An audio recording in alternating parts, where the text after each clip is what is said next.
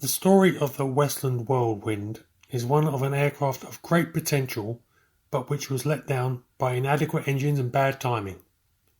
First flown in 1938, the Whirlwind was a contemporary of the Spitfire and Hawker Hurricane, but it was a fighter with a lot more firepower than the other fighters of the day. A single-seat, twin-engined heavy fighter, the Whirlwind featured an armament of 4 Hispano-Suiza 20mm cannon, all concentrated in the nose, a staggering amount of firepower in an aircraft of the time. Capable of delivering a rate of fire of 600 pounds of explosive shells per minute, the Whirlwind had the most powerful armament of any aircraft at the time of its first flight. It was also designed to be no slouch in aerial combat, with a lithe, narrow design and one of the world's first bubble canopies. This allowed the pilot an excellent view all around, crucial for a successful dogfighter. On paper, the aircraft was world-beating, and certainly the RAF hoped that its new weapon would be decisive, keeping the aircraft under wraps from the British public until 1942.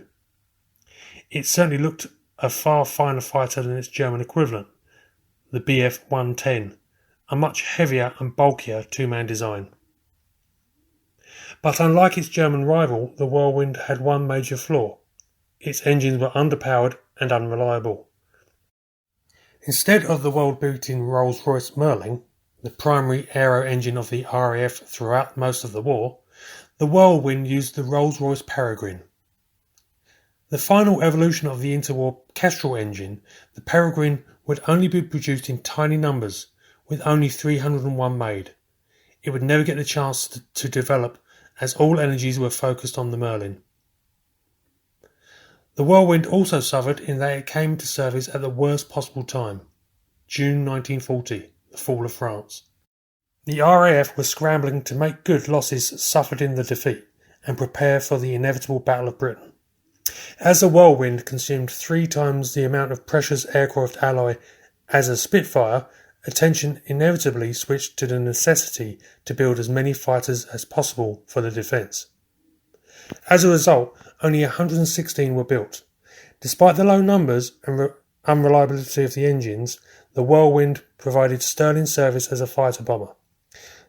The Peregrine worked best at low altitude, and the aircraft's twin engines and tough construction, combined with heavy forward firepower and excellent visibility for the pilot, meant that the Whirlwind enjoyed some success as a ground pounder, despite its limited numbers. Fitted with bomb racks for 250 and 500 pound bombs, Whirlwinds blasted targets all over northern France, as well as proving no slouch as a low-level fighter, even against dedicated single-engine fighters like the Messerschmitt Bf 109.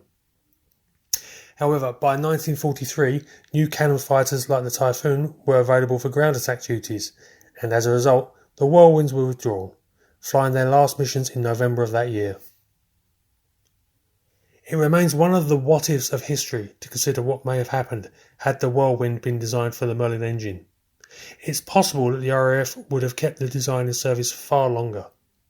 The Merlin would have provided the aircraft with much greater potential, making it possibly a multi-role fighter of great ability that could have evolved and stayed capable throughout the war.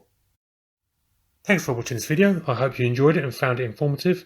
If you're interested in military history at all, feel free to check out Military Matters online at the links on the video.